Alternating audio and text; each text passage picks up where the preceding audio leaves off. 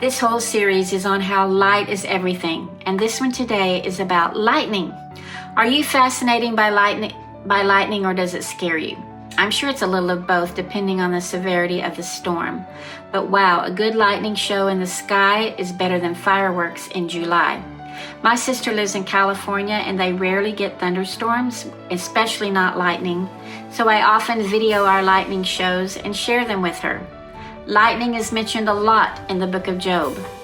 Job talks a lot about the power of God in the skies in chapters 36 and 37, and he asks, "Who is a teacher like him?" as he talks about what humans can gaze at from afar in the heavens. He reminds us that the greatness of God is beyond our understanding, and how so? He draws up water into the clouds, pours down their moisture, and abundant showers fall. And how in the world does he spread out the clouds? He thunders and scatters lightning about him, bathing the depths of the sea. And this reminds us that he governs the nations and provides food in abundance, all by observing lightning in the sky. His hands are filled with lightning. Thunder announces coming storms, and even animals respond.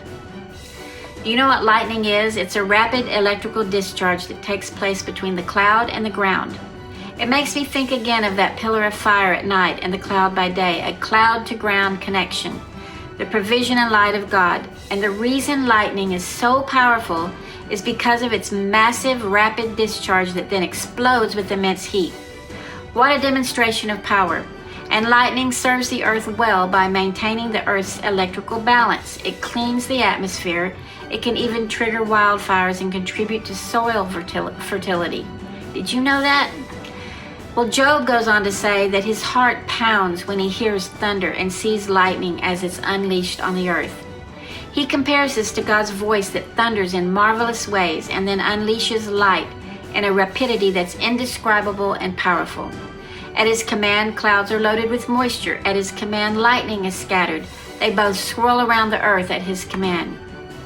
Job is then asked to stop and consider God's wonders, the lightning flash from the one who has perfect knowledge. And when God questions Job, he asks him questions that are good for us to consider. Where were you when the storehouses were full of snow and hail? Can you bring forth lightning or a path for thunderstorms? He keeps going. Can you bring forth constellations in their seasons, or do you know the laws of heaven? Do you send lightning bolts on their way? Well, we know Job's answer. He tells God that God can do all things and that no purpose of his can be thwarted. And he acknowledges finally that he had always heard of God, but now his eyes had seen him. What an amazing response to an awesome God when considering his power in the skies. Light is everything. Psalm 48 tells us to praise the Lord from the earth and reminds us again that lightning, hail, snow, and clouds, stormy winds do his bidding. And in the New Testament, we're reminded that when Satan fell, he fell like lightning. And when Jesus returns, he will return like lightning. The first was a lightning fall into destruction, defeat, and loss. And the second is lightning across the sky in victory, swift and visible to all and universal. Wow.